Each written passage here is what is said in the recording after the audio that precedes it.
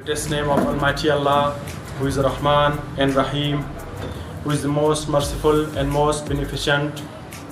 Honorable chief guests, respected teachers, and dear fellows, Assalamu alaikum. Today, I will share a short story about my journey of the Al Huda English Language and Grammar Academy.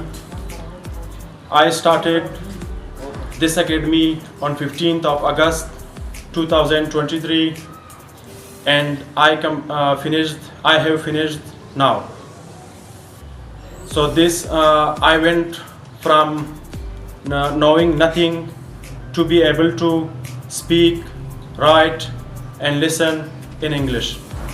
I am proud and confident and can talk to people in English of different places.